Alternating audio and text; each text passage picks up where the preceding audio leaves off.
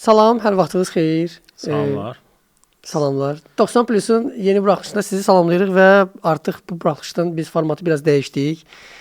Məncə belə maraqlı olur. Hə, ümid edirik ki, bəyənərsiniz bu formatı. Rəşad, necəsən? Şükür salamat, sən necəsən? Yaxşıyam, sağ olasan. Ötən buraxılışdan bu yana müsbət, yəni emosiyalarla gəlmişəm. Dediyim mən odur də. ki, Qarabağımız bizi müsbət mənada təəccübləndirir. İkinci qələbəsini qazandı. Düzdür, Kopenhagenə qarşı onsuz da çox adam deyirdi ki, xalq qopartmalıdır. Mən də birdən artıq gol gözləyirdim ondan, 3-0 gözləyirdim. Sənə təbrik edirəm, proqnozun tutdu. 3-0 olmadı, amma 2-0 oldu. Oxşar oldu, hə, oxşar oldu. Amma yəni yaxşıdır. Artıq Qarabağ yəni top klublarla bir yerdə 2 oyuna maksimal nəticə əldə eləmiş klublar sırasındadır. Təki davam da belə gəlsin. Gözləyirik, yəni millimiz də yaxşı oynadı belə baxanda. Yəni mən deyərdim ki, hamı deyirdi ki, Fransadan bilməm 7-8-dən buraxacaq. Amma yenə də mübarizə 3-0 qoydular. uduzmağı Fransaya, Azərbaycan millisinin, yəni Fransa artıq top millilər arasındadır. Fransa iştirak edəndə Avropa çempionatında, dünya çempionatında favoritlər sırasındadır. Yəni, o komandaya uduzacağı proqnoz olunan idi. Yəni normaldır bu belə. Amma 3-0 uduzmağı və gəl belə deyək, söhbət təkcə tablodan getmir.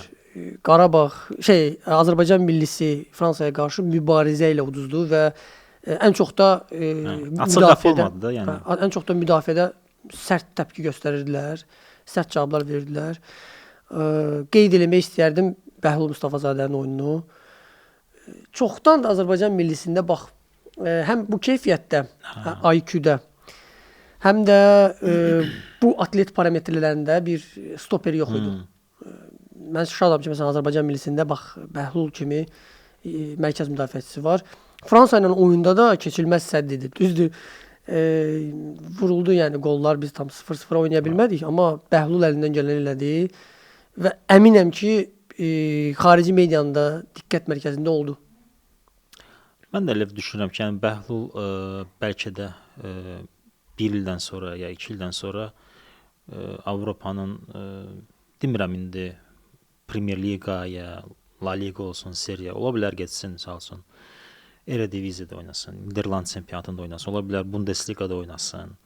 Yəni tutalım, niyə görə də Ajax-da oynamasın? Məsəl üçün Ajax mən qabağıma çıxdı saytların birində ki, Ajax Elvin Cəfərquliyevlə maraqlanır. Yəni düzün desəm, yəni Elvin niyə də oynamasın da? Yəni. Niyə də yox, hə. Yəni öz şansını sınaya bilər. Həm də bax, niyə də yox demişkən, Qarabağ Çempionlar Liqasına düşəndə müzakirələr gedirdi sosial mediada, fərqli müzakirələr olurdu. Məsələn, bəziləri deyirlər ki, yaxşı olardı ki, biz Avropa Liqasına düşək və Avropa Liqasında artıq irəliləyə bildiyimizi sübut eləmişik, orada irəliləyərdik. Amma bax, bu təcrübə baxımından Çempionlar Liqasında qarşılaşdığın komandalar tamam başqadır. Bu təcrübə baxımından fərqlidir və Çempionlar Liqasında sən oynadığın komandalara göstərdiyin o oyuna görə hədəfə düşə bilirsən. Skautların hədəfinə düşə bilirsən. Mən ola bilər ki, skautların işini daha dərindən bilmirəm. Amma mənə elə gəlir ki, Avropalı top klubların skautları Azərbaycan çempionatını araşdırmırlar. Və Azərbaycanlı yüksək səviyyəli oyunçuların bax, belə oyunlarda şans olur ki, özlərini göstərsinlər və skautların diqqətinə düşsün. Məsəl üçün, Qarabağın Çempionlar Liqasının düşməsini nəzərə alsaq, yəni aydın məsələdir. İndi istərsiniz Çempionlar Liqası futbol klubları arasında ən pik turnirdir də. Yəni aydın məsələdir, görəcəklər. Bəhlulun da oyunu görəcəklər, Elvin Cəfərquliyevin də oyunu görəcəklər. Yəni indi mən ikisinin adını çəkirəm. Olsun lap Nəriman Abbaszadə də olsun, lap o da olsun. Legionerlərimizi də görə bilərlər, yəni. Əslində yenə deyirəm, Bəhlul tutalım Leipzigdə də oynaya bilər, lap tutalım İtaliya çempionatında, seriyada da oynaya bilər, misal üçün gəlib oynaya bilər hardasa tutalım. Demirəm Napolidə oynasın, yəni aydın məsələdir. Top klublarda oynamasa da, yəni ikinci eşalon komandalarında oynaya bilər, misal üçün. Fransa çempionatında oynaya bilər. Misal üçün Lille-də oynaya bilər, elə ağlıma o gələcəkdi. Lille-də oynaya bilər. Yəni əslində variantlar çoxdur. Sadəcə olaraq indi bilmirəm. Bəhlul Qarabağda qalıb daha da inkişaf eləmək istəyir, yoxsa inkişaf eləmək istəmir. yəni inkişaf etmək istəmir deyəndə ki, o mənada ki, yəni bu mənim Yol ayrıcında hansını yəni həsr bu bəsimdə yəni burada qalım, oynayım. Amma əgər doğrudan da Bəhlul istəyirsə, o inkişaf eləyə bilər. Yəni 1 ildə, 2 ildə inkişaf eləyə bilər Qarabağda futbolçu kimi. Sonradan artıq özünü sınaya bilər Avropada ki, məsəl üçün azad agent kimi getməsin, heç olmasa gedəndə belə deyək də kluba xeyir verib getsin. Yəni ona müəyyən orta və yüksək məbləğdə satılıb getsin. Düz, yəni böyük bir məbləğ xərcləməz də. Yəni neçə milyon xərcləyirlər? Məsələn 10 milyon xərcləyə bilərlər. Xərcləyə bilərlər, amma 10 milyon əgər Bəhlul üçün xərclənəcəksə, Qarabağ üçün, Qarabağ ölçüsündə klub üçün Qarabağı kiçiltmək istəmirəm. Söhbət ondan getmir. Amma onun da xərclədiyi xərclər Bavariyanın xərclərindən bir deyil və yaxud da ki, Real Madridin xərclərindən bir deyil. Miqyas var. Qarabağın miqyasında düşünürəm ki, 10 milyona əgər Bəhlul Mustafazadə satılsa, yaxşı da məbləğdir. Həm Qarabağa xeyir olar. Bir şey də var ki, klublar arasında rəqabət olmalıdır. Məsəl üçün Leipzig-də almaq istəsən, nə bilim bu bir komandada alsın, məsəl üçün Nantes-da almaq istəsən, Lille-də almaq istəsən, rəqabət olarsa onda artıq qiymət qalxa bilər. Amma məsələn bir komanda düşsə deyəcək ki, mən 2 milyon verirəm. Tutalım. Qarabağda əlbəttə ki, razı deyil də 2 milyona elə bir oyunçunu satmaq, o da var. Sən masada ticarət eləyə bilmirsən elə olaraq. Ayso, artıq sən şərtləri qoya bilmirsən ortaya. Dedi ki, mən 2 milyon verirəm. Məncə budur problem. Yoxsa ki, düzdür, azad agent kimi gedə bilər. Azad agent kimi gedə bilər. Sadəcə olaraq indi bilmirəm. Bəlkə də indi Azərbaycana bağlıdır. İstəyir. Burada ailəsi yaşayır, qohumları yaşayır, dostları yaşayır. İstəmir öz belə deyək də komfort zonasından çıxsın, getsin Avropaya. Burada bir necədir? Amma mən çox istəyərdim ki, bir futbolçumuz demirəm indi getsin Liverpoolda oynasın ya Arsenalda oynasın. Əlbəttə olsa lap yaxşı olar, amma heç olmasa nə bilim Bundesliqada oynasın da, məsələn çıxsın Bundesliqada, nə bilim Leipzigdə oynasın, getsin İtaliya çempionatında Atalantada oynasın, Bolonyada oynasın, nə bilim Parma, Sevilla'da oynasın, nə bilim Real Betisdə oynasın heç olmasa. Yəni bir futbolçumuzu baxaq da görək necədir. Həm də ki bu presedent yaradır da. Yəni artıq futbolumuzda belə bir şey olacaq ki, adət yaranacaq ki, bizim futbolçular gedir ora, mən də gedim ora. Amma bizdə elə bir ki, gedim nə bilim Neftçidə oynayım, nə bilim Keşlədə oynayım, bəsimdir. Yəni inkişaf etmək kimi bir şey yoxdur elə bil. Yəni ki, futbolçunun da məqsədi sadəcə bir komandada oynayıb ya ölkə titulunu qazanmaq və yaxud da ki, hansısa bir klubun səviyyəsindən və yaxud da ki, məvacibindən istifadə etmək deyil, tramplin kimi istifadə edib dünyaya çıxmaqdır. Ajax Elvin Cəfərquliyevlə maraqlanır. Yəni Elvin Cəfərquliyev belə baxanda deyərdim ki, demirəm, daha nə bilim Dani Alvesdir. Yox, oynayır. Yəni sürəti var, futbol IQ-su da pis deyil, yəni ötürmələri var, yəni naveslər var, asmaları var. Yəni pis deyil. O meydanı görmə xüsusiyyəti var. Yəni Ajax-da oynaya bilər. Yəni niyə də oynamasın? Yəni Benfica ilə başa-baş oynayırsa, Ajax-da da oynaya bilər də. Ajax-da da oynaya bilər, Benfica-nın özündə də oynaya bilər. Mən hardasa bu mövzuda həm istəyərdim ki, Azərbaycanlı oyunçular xaricə transfer olunsunlar, düzdür. Kluba gətirirlər xeyir nöqteyi nəzərindən, həm artıq bir tendensiya yaranacaq da, ortada bir mövzu olacaq ki, Azərbaycandan onlarla oyunçu Avropaya gedir. Artıq Azərbaycan elə bir ki, bir akademiya rolu oynaya bilər. Azərbaycandan gənc istedadlar çıxır. Bu yaxşı səslənir. Digər tərəfdən məsəl üçün dırnaqarası deyərdim, həm istəməzdim transfer olsunlar. Bu da sadəcə məsələn öz klublarımızın zəifləməməsi üçün hal-hazırda biz adını çəkdiyimiz futbolçuların getməyini istəməzdim, amma burada məsuliyyət akademiya üzərinə düşür də. Klublarımızın akademiyaları yaxşı işləməlidir. Seleksionerlər getməlidirlər bölgələrə, tapmalıdırlar, yəni gətirməlidirlər necəsə. Seleksionerlər işləsələr, yəni güclü, yəni belə deyək, akademiya işləsə, doğrudan da necə deyirlər, əvvəlki kimi olmasın da, yəni tapşırıqla bu flankəsin oğlu da vay bunu göndərək qabağa getsin. Yaxşı oynayan qalır dalda.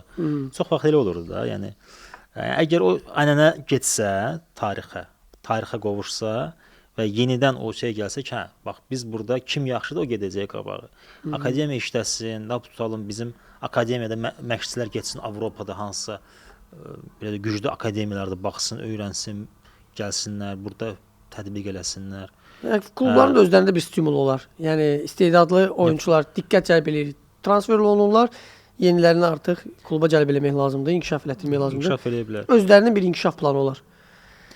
Görək nə olacaq. İndi hələ ki Qarabağın belə uğurlar qazanması Azərbaycanda futbolun da o aşağıdan o inkişafına bir təsir yaradır da, yəni. Bizdəki Qarabağın əlində olan büdcəsi ilə, məsələn Qarabağ bu dəqiqə bayaq adını çəkdik ki, top klublarla bir sıradadır, maksimal nəticə ilə həm.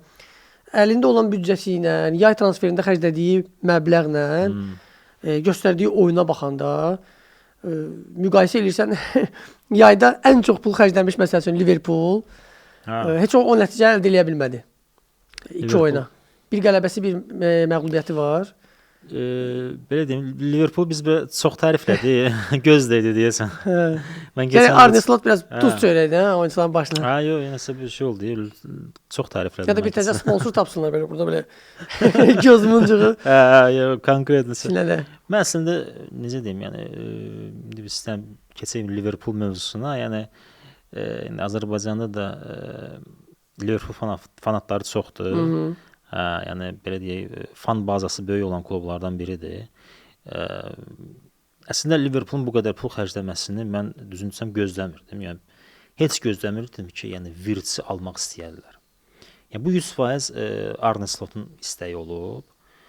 Plus yaxşı Ekitike'ni başa düşmək olar hardasa. Yəni Diogo Jota'nın itkisi plus Luis Diaz getdi, aydın məsələdir. Ekitike pis deyil, yaxşıdır. Sonra Alexander Isak'ı son anda aldılar. Onu da başa düşmək olar. Yəni Nunez getmişdi. Belə Wirtz-i deyirsən, niyə istədilər alsınlar? Wirtz axı ötən 2 mövsümdür. Leverkusenin elə dayağı idi, ən çox parıldayan oyunçusuydu. Hücumunu da elə bir şey var ki, Arne Slot onu düzgün istifadə eləmir. Florian Wirtz, mən Bayern oyunlarına baxanda gördüm ki, Florian Wirtz sistemin bir hissəsi deyil. Florian Wirtz sistemin özüdür. Yəni sistemi əsaslandıran bir oyunçudur. O həm 10 nömrə kimi oynayır, həm də 8 nömrə kimi oynayır. Həm oyun zamanı tempi qaldırır, sürəti artırır, həm tempi aşağı saldırır, tempi öldürür, topu saxlama. Yəni bu adam temp verir, tempi aşağı salır, hücumu sürətləndirir. Belə bir oyunçudur. Və Arne Slot onu götürüb qoyur 11 nömrə kimi oynayır. Belə deyək də yer tapa bilmir. Yəni belə pis çıxmasını soxub onu Salahın qabırğasındakı dava gir oyunu. Sən necədir? Biraz şey görsənir. Necə deyim? Wirtz-ə görə Salahın da məhsuldarlığı aşağı düşüb. Yəni Salah qol vurmur, ötürmə eləmir. Wirtz məcburdur 11 nömrə kimi oynayır. Top düşür qabağında görür Salaha atır. Salah necə deyirlər, kesici boş zonaya açılır da. Wirtz düz gedir, sağdan da keçir içəri cərimə meydançasına. O da kesici paslar atır belə. Yəni Wirtz-in ideyaları çox deyil. Ya asma eləyir, ya da ki Salahla oynayır. Çünki Salah yanındadır, kimə atsın, hər tərəf bağlı, məcbur olur Salah atsın. Amma Wirtz-in yeri mərkəzdir. Yəni və yaxud da kənardan mərkəzə sürüşməklə və ya da mərkəzə yönlənməklə. Kənardan gəlib mərkəzə yönlənmək. Çünki onun texnikası da bəzən və driblingi icazə verir. Arne Slot'un da Bayerdə məsələn elə eləyir. Problemi nədədir? Arne Slot da baxır heyətə, deyir ki, məndə Soboslay oynamalıdır, çünki Soboslay pressing maşınıdır. Yəni dala qabaq işləyir, yəni meydanın hər bir yerindədir, oynamalıdır. Gravenberch oynamalıdır, McAllister oynamalıdır. Kim qaldı? Yəni bu 3 oyun McAllister məcbur olub çıxardır, Wirtz-i salıb ki, Wirtz oynasın. Gakpo da solda oynamalıdır, Salahdır və elə bir məqam yaranıb ki, Soboslay Wirtz-in funksiyasını öz üzərinə götürür. Və belə plus da Gravenberch də arxadan belə deyək də Pirlo kimi də uzaq paslar, diaqonallar, ötürmələr eləyir. Belə məqamda Wirtz özünü rahat hiss eləmir. Wirtz bilmir nə ilə məşğul olsun, nə eləsin. Məcbur olur 11 nömrə kimi oynamağa. 11 nömrədə kimi alınmır. Hələ ki alınmır. Arne Slot nə edə bilər? Arne Slot məcbur olmalıdır ki, belə deyək də, komandanı yıxsın başını desin ki, ay cəmaət, bilirsiniz necədir? Bu futbolçu var. Çox qəliz məsələdir. Deməli belə oynayırıq. Wirtz oynuyor 10 nömrə. Siz Wirtzin o necə deyirlər, skripkasında oynamalısınız. Başqa yol yoxdur. Yəni Wirtz bu oyunun prosessoru olmalıdır. Deyirsən ki, bunu deməlidir Arne Slot. Amma belə bir şayələr də yayılır ki. Bu xəbərlərdə də bir neçə mənbədən belə xəbərlər oxudum. Nə dərəcədə özünü doğrulacaq bu qış transferində biləcəyik. Deyilənə görə Arne Slot öz sistemində yer tapa bilmədiyinə görə Wirtzə qış transfer pəncərəsində artıq satışa çıxarda bilər və ümid eləyirdi ki, yayda onun uğrunda vuruşan Real Madrid və yaxud da ki Bavariya bu qış pəncərəsində əldə etməyi istəyirlər. Gələn mövsümə qədər müqaviləsi neçə illikdir onun indi Liverpool'la? Qısa deyil. Yəni gələn il ola artıq bilər 5 illik olar. Gələn il yəni az verməzlər. azad agent kimi gedə bilməyəcək düzdür Reala. Real onu bax azad agent kimi cəlb eləmək istəyir. Realda maraqlı olardı. Amma Bavariya ola bilsin. Yəni qışda təzədən aktivləşdirə bilər diqqətini. Nə üçün? Çünki Bavariyanın hal-hazırda Musiala'ya görə, düz zədəsini bərpa edən Musiala'ya görə bir vingeri, ehtiyat vingeri artıq mərkəzdə oynayır. Gnabry 10 nömrə kimi oynayır. Sol cinahda bunun Luis Diaz'ı var, sağ cinahda Olisesi var. Bunlardan biri zədələnərsə məcbur olub cinah müdafiəçilərini irəli atmaqla oynadacaq. Wirtz Realda maraqlı görsənir, amma Wirtz Reala gəlsə Arda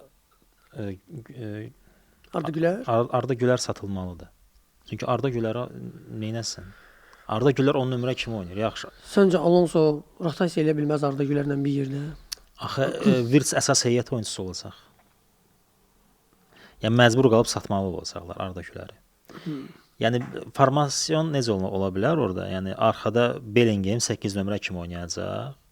Mastantuono ortada 10 nömrə kimi oynayacaq deməli. Yox, Mastantuono, Valverde üçü.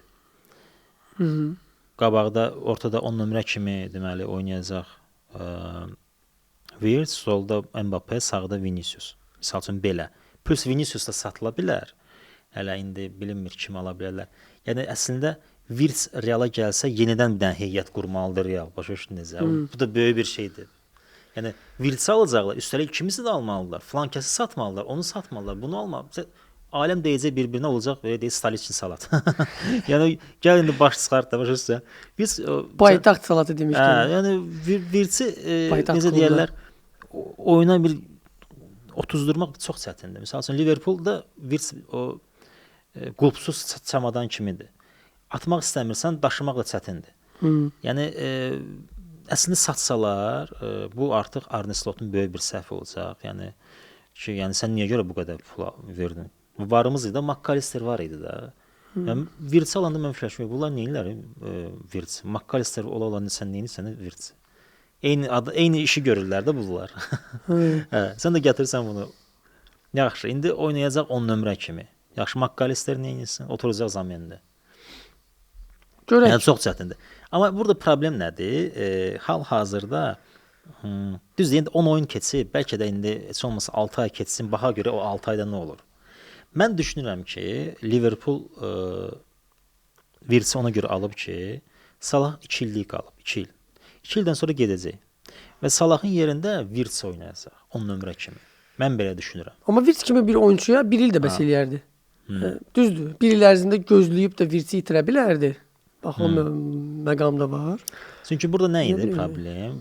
O ki Bavariya bu məsələyə qoşuldu. Liverpool ki, Bavariya getsə biz onu 2 ildən sonra ala bilməyəcəyik. 5 il orada qalacaq. Gəl elə indidən alaq. Bir tər düzqoş eləyərik, sonra baxarıq. Salah gedər, onun yerində oynayar. Nəsə var belə bir şey düzqoş elədilər, gətirdilər. İndi də alınmır. Amma iş orasındadır ki, Premier Liqada axı rəqabət çox güclüdür. Yəni sən tez bir zamanda bu məsələni həll eləməlisən. Wirtz hardasa oynamalıdır. Yəni ən düzgün variant nədir?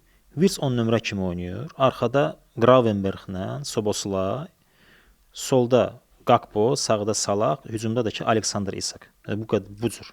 Başqa yəni deyildi, velosiped ixtira eləmək lazım deyil. Eşidirsən? Arne Slot. Amma bir şey İzləyirsən bizim podkastları? Onu tərcümə etsin baxsın. Yəni mən düşünürəm ki, Arne Slot Liverpoolun səviyyəsi deyil, məşqçi kimi. Bəlkə də orada məsəl üçün Glasner olsaydı, yəni yaradardı da konkret. Yəni hal-hazırda ən yaxşı məşqçilərdən biridir. Elə Fabian Hürtzler deyə, Brightonun məşqçisi. Yəni mən düşünürəm ki, biraz bəlkə də bu sezondan sonra Arne Slotu çıxardarlar. Baxaq. Biz yəni sezon mövsüm təzə başlayıb. Biz Arne Slotu da düzdür, vacib oyunlardan göstərdiyi nəticəyə görə qınayırıq, amma görək mövsümün sonuna yaxın hansı mərhələyə gəlib çatırlar. Ötən mövsüm məsələn elə həmin Arne Slot çox yaxşı da nəticə göstərmişdi Liverpooldan. Düzdür, keçənləri çempion oldular, amma bir şey var. Liverpool rəqibsiz çempion oldu. Rəqabət yox idi. Manchester City sezon ortasında xarab oldu, belə deyək. Təkəri deşildi, qaldı yolun ortasında. Arsenal da ki, orada xaltırdı, burada xaltırdı. 7-8 xal dala düşdü.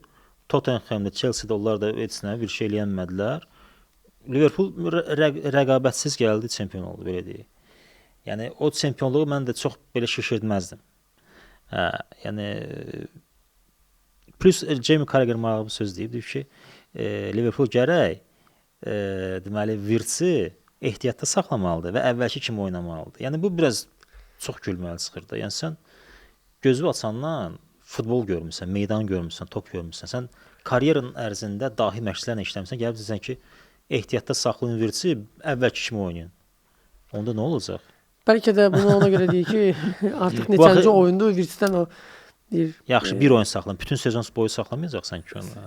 Minimal nəticə görürlər, ona görə deyir. Gərək nəsə fikirləşsin. Nəsə bir ortaya çıxartsın bu heyətdən. Orada da həmçinin mediada bir plus tərəfləri, bir minus tərəfləri, bir yaxşı fikir, bir pis fikir deyən olur. Və futbol barədə danışmağın elə yaxşı tərəfi də odur, bax. Bəlkə də düzələcək. Müzakirə eləmiş olur. Hamı belə dikə suya hamı yıxıb sürməlidir. Bəlkə də belədir də, yəni oyundur da, ucuzdur misal üçün.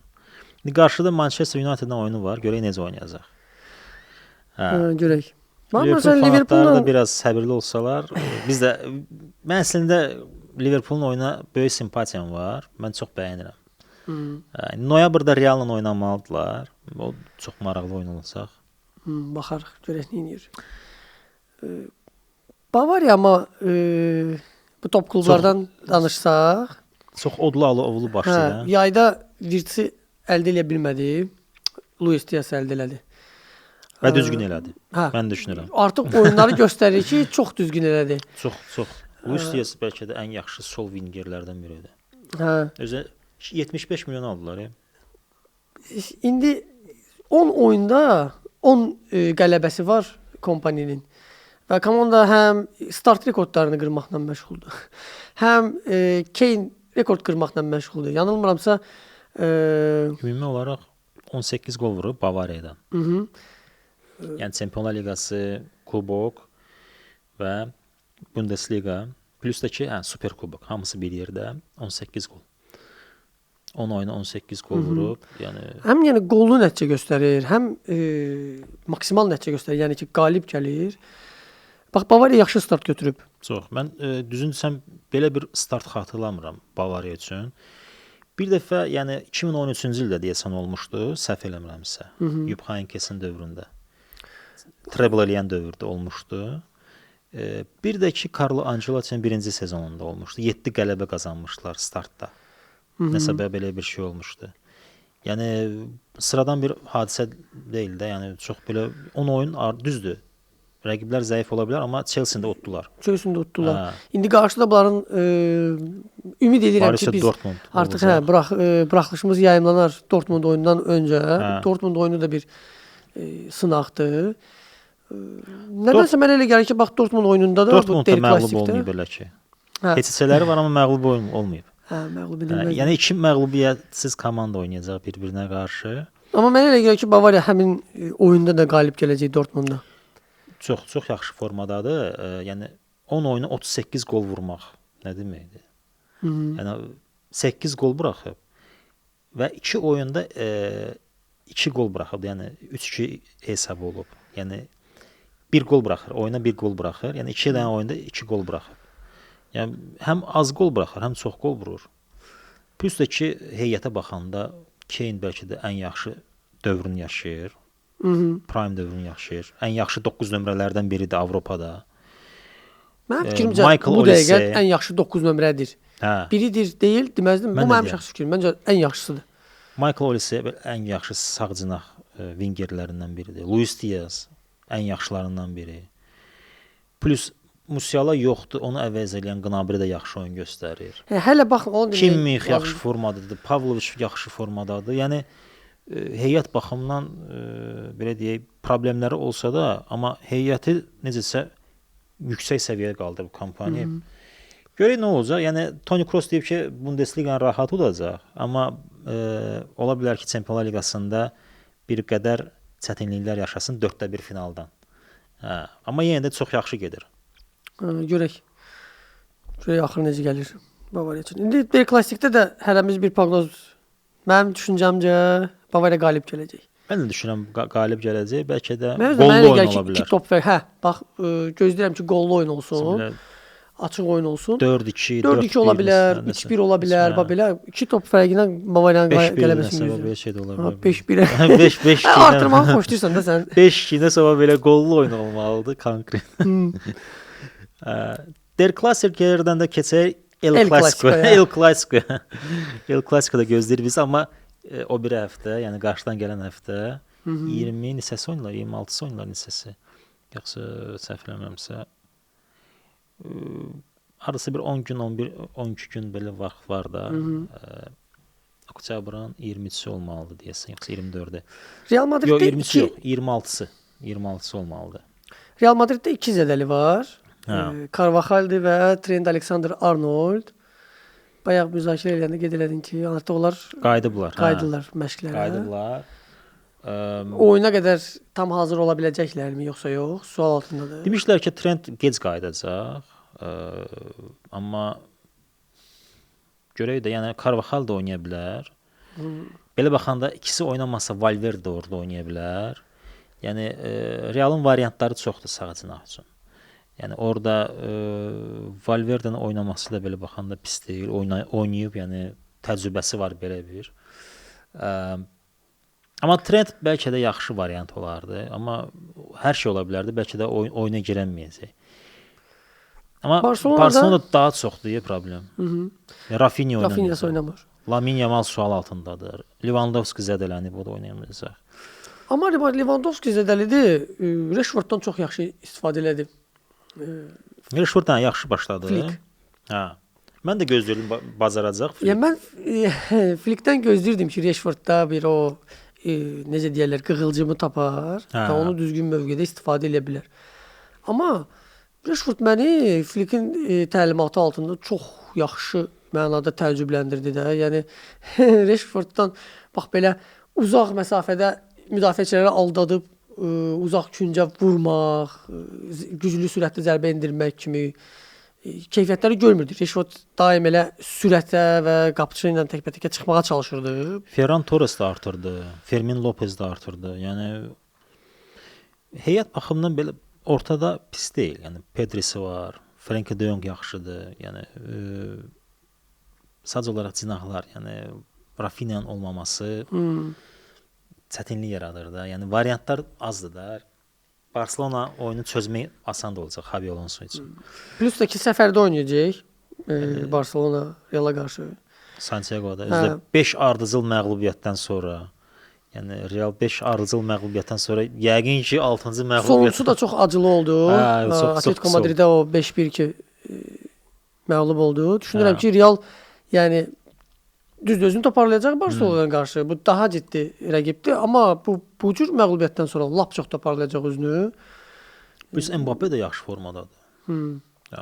Ayağı açılıb nəyi var? Tap batarıb vura gedir. Azərbaycanla oyunda nəsə bir şinasazlığı var idi. Nə ola bilər? Əzələ gərginliyi yaşayıb, amma ciddi olmaz o. Yəni hazırlaşacaq. Yəni bu El Clasico'da utsa Real, bu həm də psixoloji bir üstünlük olacaq. Yəni Yəni 5 xal fərq plus da ki psixoloji üstünlük, yəni Real üçün üstünlükdür də. Real Barselona utsa, komanda ruhiyyəsi artacaq. Yəni biz o udmuşuqsa çempion ola bilərik. Hə. Mən düşünürəm ki Real qalib gəlsin. Bəlkə də 2-1 Real Barselona qalib gəlsin. 3-2 nəsə belə bir Mənə elə gəlir ki, bax bu oyun heç olacaq. Amma qollu heç olacaq. Hə, o da ola bilər. Real Barsa oyunu.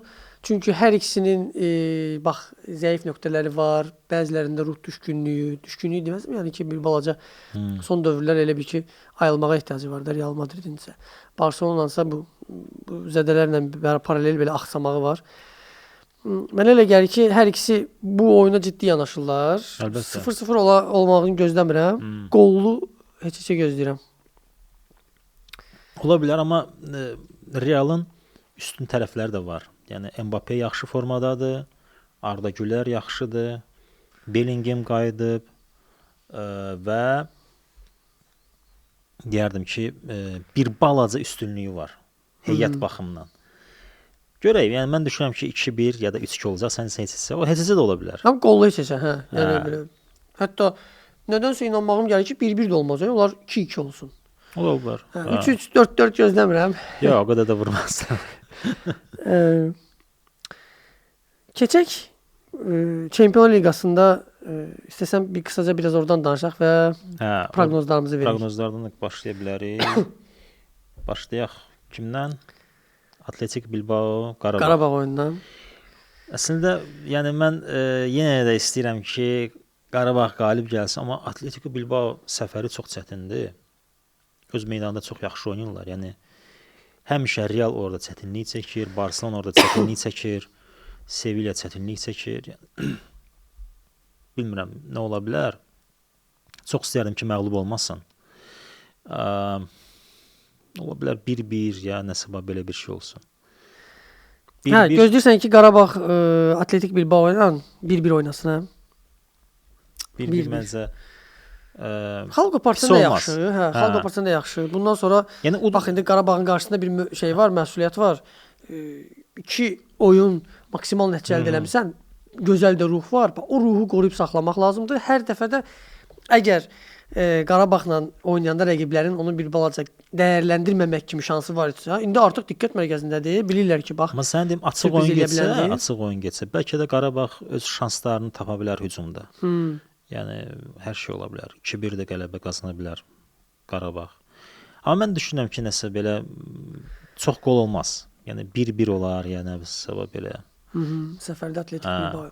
Sən nə deyirsən? Mən düşünürəm ki, heç və yaxud da ki, yəni ki, heç. Çox güman ki, heç olar.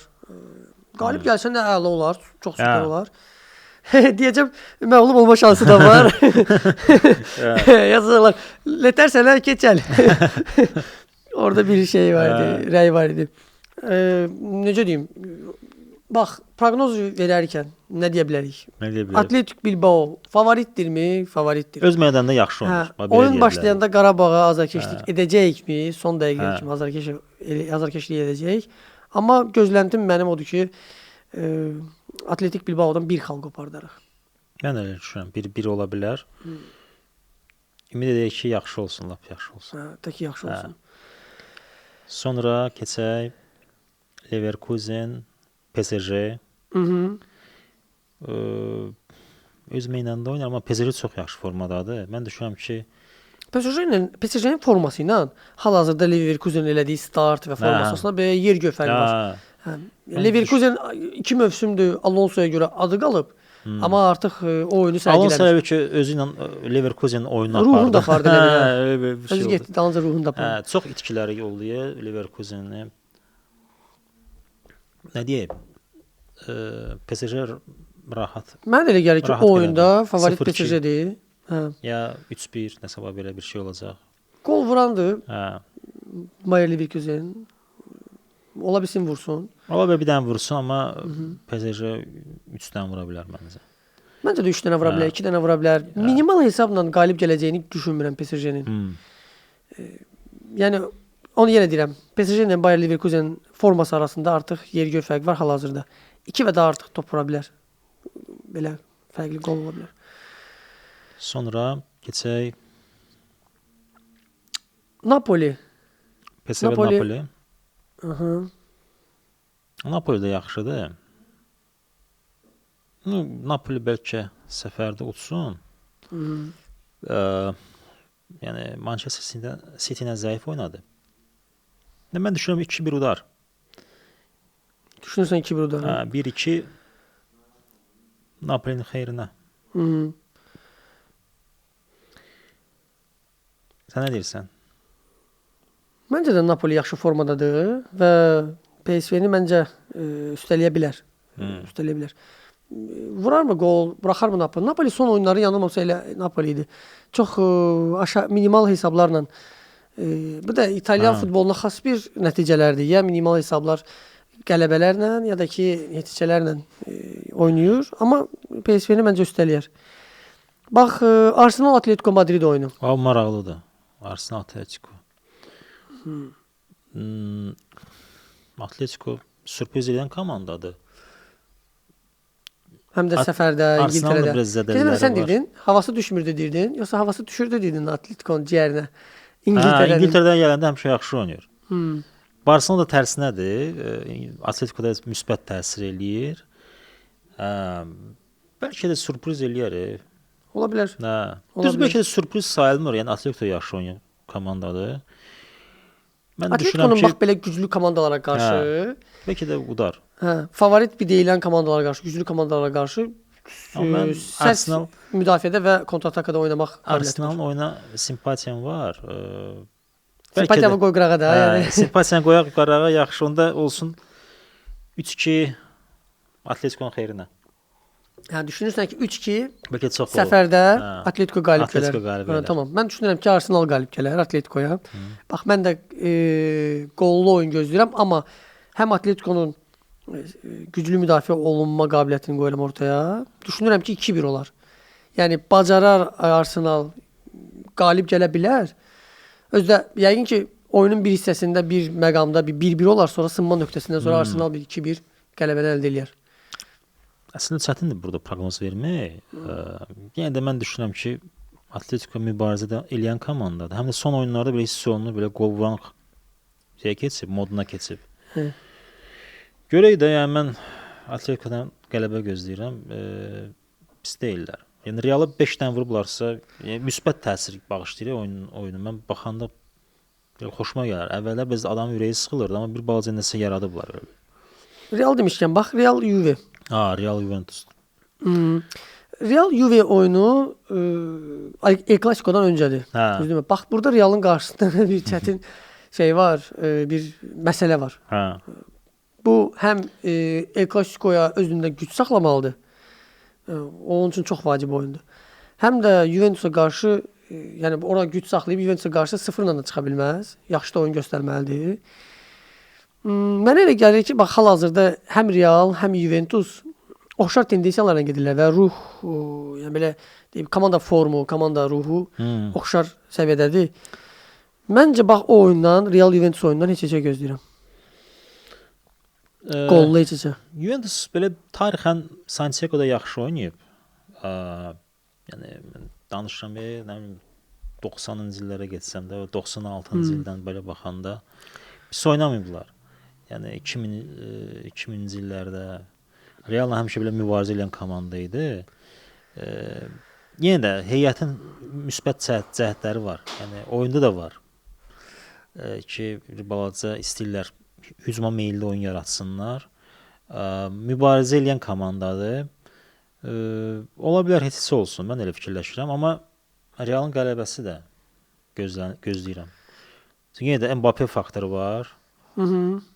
Bəlkə də Çempionlar Liqasında bax o mövqedə haqlısan. Çempionlar Liqasında tamam başqa bir oyun sərgiləyir və Mbappé özü də Çempionlar Liqasında tamam başqa oyun göstərir.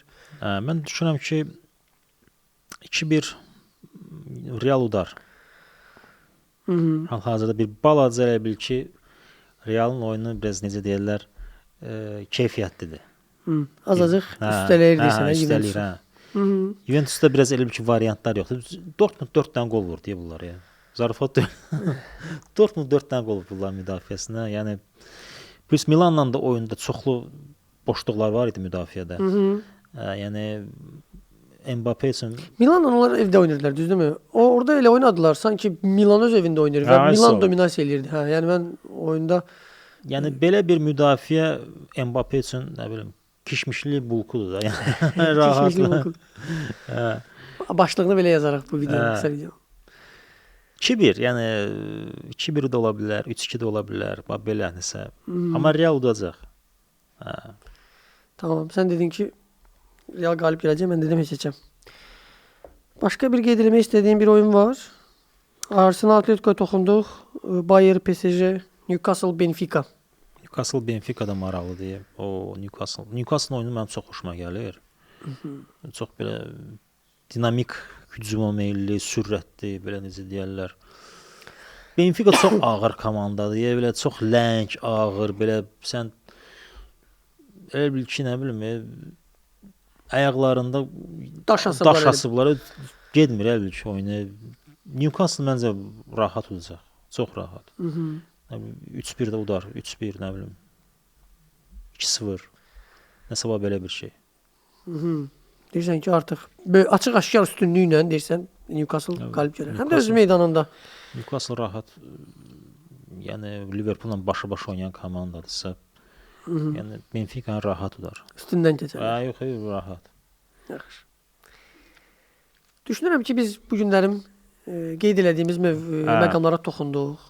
İstədiyimiz mövzulardan danışdıq. Və düşünürəm ki, belə deyək, necə deyirlər, geniş olaraq El Clasico danışmadıq, amma belə də yığcam olaraq danışdıq. El Clasico'nu çox danışmaq olar. Yəni plus da ki, son dövrlər biraz elə bil ki, düşüb aşağı. Amma yenə də